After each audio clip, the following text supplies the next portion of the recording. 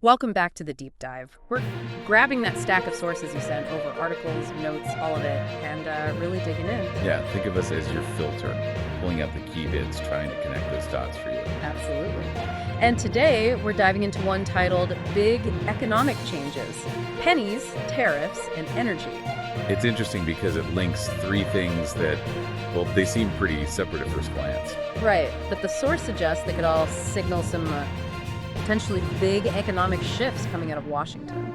Touching on, the coins in your pocket? Yeah, the cost of things you buy. And the energy you use. So three really core areas. Exactly. So our mission today is to unpack what this source is saying about these potential changes and, figure out what it might actually mean for you. Let's get into it. Okay. So first up, the source talks about something really basic, the penny. Apparently, the U.S. Treasury is stopping production.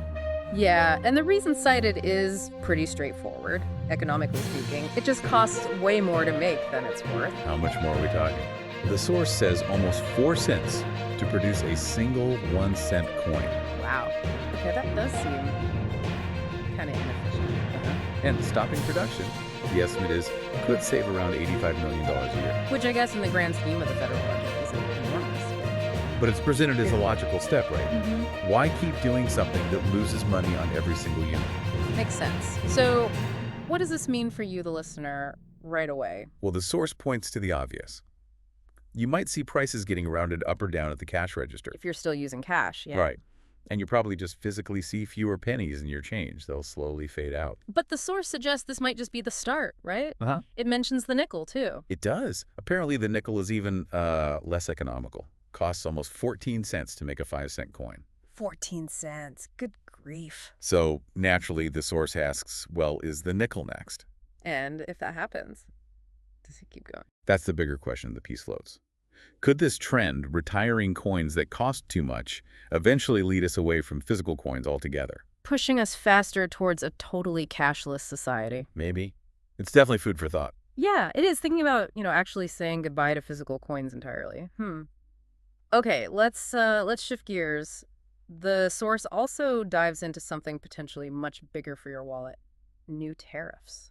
Yeah, the section flags some potential major new tariffs announced by President Trump. Pretty significant ones. Like what specifically? Well, a potential 50% tariff that's 50 on all goods coming from Europe. All goods. Wow. And another one, a 25% tariff on all smartphones not made in the U.S. Which is basically all of them, right? iPhones, Samsungs. Pretty much, yeah. The source makes that clear. And it puts this in context, too, reminding us about existing tariffs. Right. It mentions the current tariffs on Chinese goods are around 30%, and it suggests those have already played a part in, rising prices and inflation that we've seen. So, if these new, potentially higher tariffs happen, the impact on the cost of everyday stuff could be really noticeable. Significantly higher prices are possible, according to this analysis. The source uses a specific example, doesn't it, with smartphones? It does. It brings up analyst estimates suggesting that if a company like Apple actually had to make iPhones in the U.S., which they currently don't. right, the price could jump to something like $3,500 per phone. $3,500. Yeah. Now, the source immediately adds that actually moving production like that would take huge amounts of time and, frankly, infrastructure that just doesn't exist right now. So it's more of a hypothetical to show the cost difference. Understood. What about retailers? How do they fit in? Well, it uses Walmart as an example. Back in 2018, something like 80% of their stuff came from China. And while that shifted a bit, maybe towards India or other places, the source says the vast majority is still made overseas. Because making it in America is just too expensive for them. That's the argument presented, yeah. The cost difference is often too big. So the source concludes retailers would likely just pass those tariff costs straight on to you, the consumer. Right. Now, the source does mention there are different ways to look at this, correct? Yes, absolutely. It acknowledges the argument that tariffs could be good for bringing manufacturing back, creating U.S. jobs. But it also highlights the counter-argument. That it mainly acts like a tax on consumers, making everything more expensive and potentially harming trade. The source tries to present both sides of that debate. Okay, third big topic in this source: energy policy, specifically changes potentially affecting clean energy. Yeah, the focus is on a budget bill that recently passed the House. And there's some context here about where we are with energy sources. Right, the source notes something pretty interesting. Wind and solar power combined have actually overtaken coal for electricity generation in the U.S. recently. for the first time. That feels like a significant milestone. It does. But then this budget bill, according to the source's analysis, it makes some pretty deep cuts to funding for clean energy projects. Slashing funding for wind and solar, basically. That's the interpretation, yes, for those kinds of initiatives. And the potential consequence for people listening? Well, the source suggests it could lead to higher energy bills for everyone down the road. Okay, why? What's the connection? The thinking laid out is that if less money goes into developing and deploying wind and solar, Development slows down. right, then we might need to rely more heavily on other sources to meet demand.